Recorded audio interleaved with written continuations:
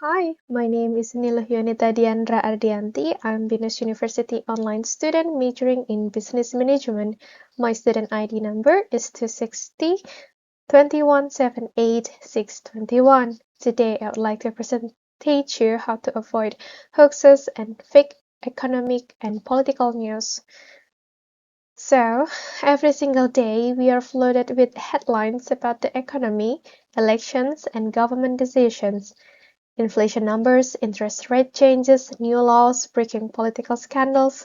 Some of it might be true, a lot of it isn't, and increasingly, it's getting harder to tell the difference, especially as contents get shared so fast that anyone can check it. In this presentation, we are going to walk through exactly how to spot hoaxes and fake news about the economy and politics.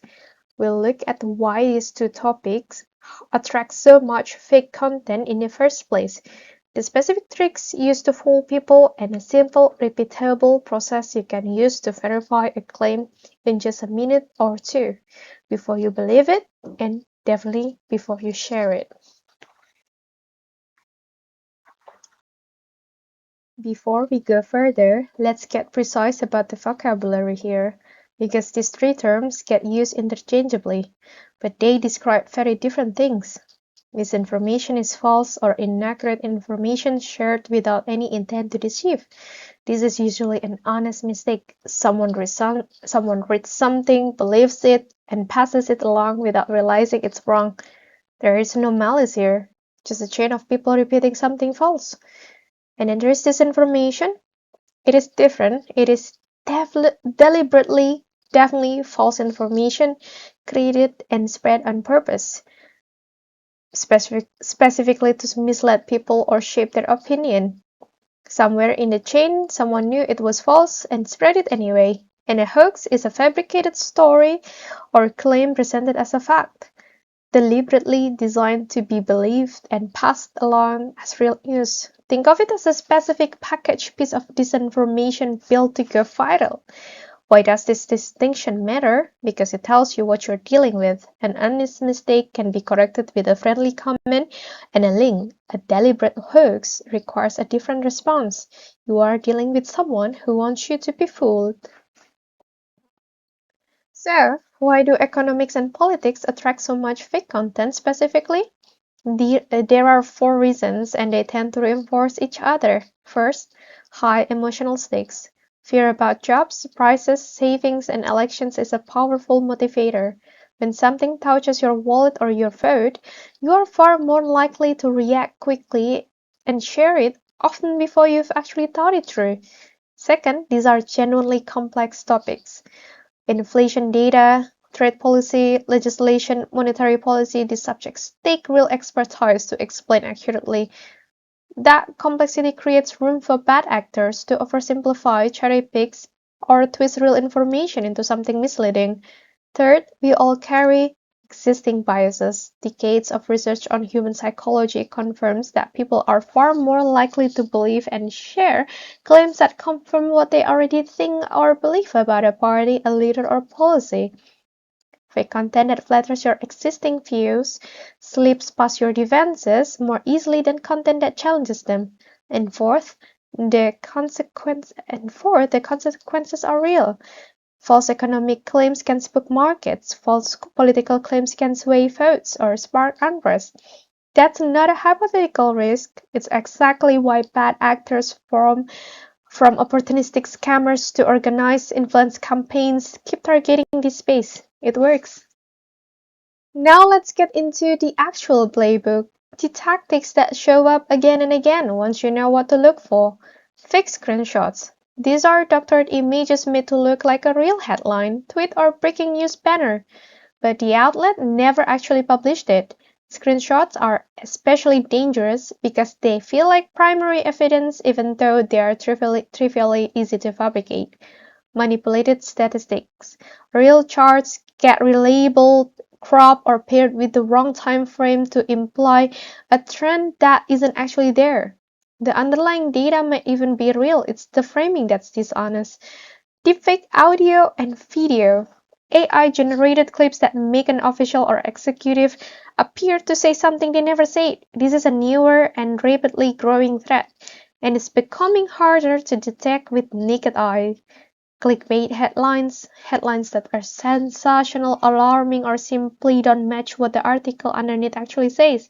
Many people share an article based on the headline alone, which makes this tactic extremely effective. Fake leaked documents, fabricated memos, or insider claims with no verifiable origin designated to look like an exclusive scoop that only the sharer has access to, and impersonated outlets. Lookalike websites and logos built to mimic real trusted news organizations, borrowing their credibility without doing any of their actual journalism. Once you've seen these patterns, name and explain, they become dramatically easier to recognize in the wild. Here are 6 warning signs that should make you slow down before believing or sharing something. No named author, source, or organization behind the claim. Emotionally charged, alarmist, or sensational language. Numbers or statistics presented with no citation or original data source. A story that only appears on unfamiliar website or anonymous social accounts. Never on any outlet you actually recognize. Language that urges you to share it immediately before it gets deleted or before they take it down. And finally, the biggest one, no mainstream or independent outlet is reporting the same story at all. None of these signs alone is proof that something is fake, but if you notice 2 or 3 of them together, that's your cue to pause and verify before you do anything else. So, what do you actually do when you're not sure? Here is a simple 6-step process you can run through in a minute or two. Step 1. Pause. Don't react or share immediately. Strong emotion, such as outrage, fear, excitement, is very often the entire point of a hoax. If a piece of content makes you feel something intensely, that's exactly when you should slow down the most. Step 2. Check the source. Who actually published this? Do they have a track record of accuracy? Or is this an account or site you've never heard of? Step 3. Cross-check. Look for 2 or 3 independent reputable outlets reporting the same basic facts. If something significant happened in the economy or in politics, it will not be a secret known to only one obscure account. Step 4. Trace the origin. Try to find the original data, speech, or document, not a screenshot of it, not someone's summary of it, but the actual source. Step 5. Use dedicated fact-checkers. Many claims that go viral have already been checked and debunked by professional fact-checkers. It often takes less than 30 seconds to search and find out. And step 6, reverse search any photos or videos. Tools exist specifically to check whether an image has been used before in a completely different context, which is one of the most common hoax tactics of all. You don't have to do any of this from scratch. There are dedicated tools and organizations built exactly for this purpose.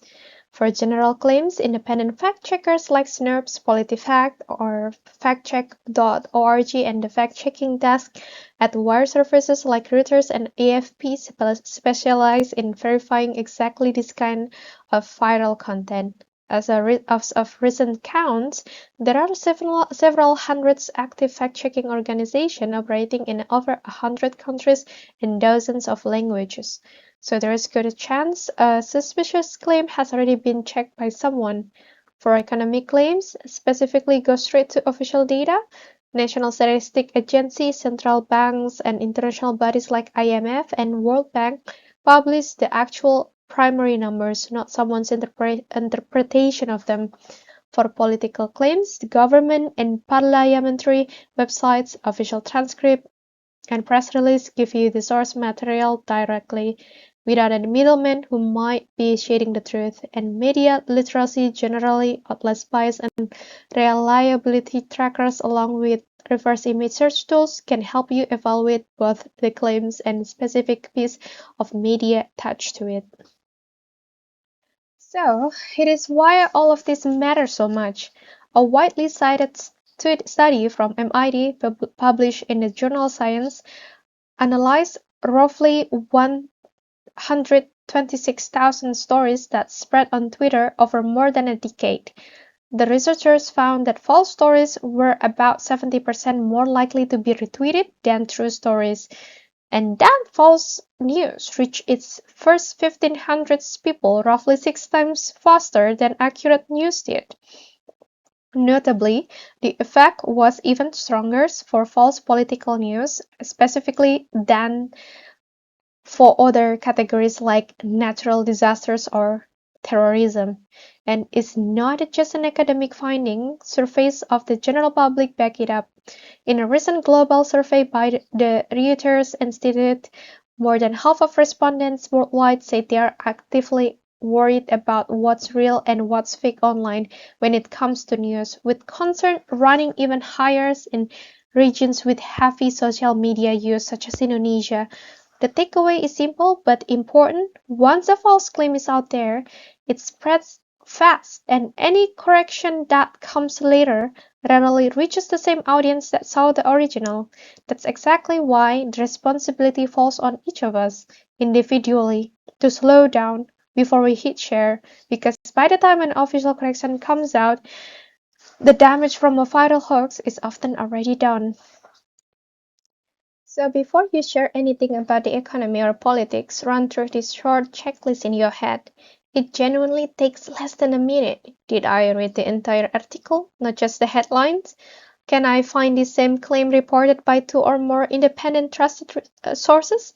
Is there a name, credible author, or organization actually standing behind it? Am I sharing this because I've verified it's true or because it confirms something I already want to believe? And have I checked the date? A huge number of breaking stories are actually old news being recirculated as if it just happened. If you can answer all five of these confidently, you are in good shape. If you can't, that's your signal to keep digging or simply not share at all. At the end of the day, everything in this presentation comes down to three simple habits: pause, check, and verify. Pause and let strong emotion settle before you react. Check the source and look for independent coverage saying the same thing. And verify by tracing the claim back to its original data or statement, rather than trusting a screenshot, a summary, or a stranger's opinion. Build those three habits and you become a much harder target for the hoaxes. And just as importantly, you become a more reliable source of information for the people around you at a moment when that's needed more than ever. Think before you believe, think before you share. And that's all from my presentation. Thank you for your attention and have a nice day. Bye bye.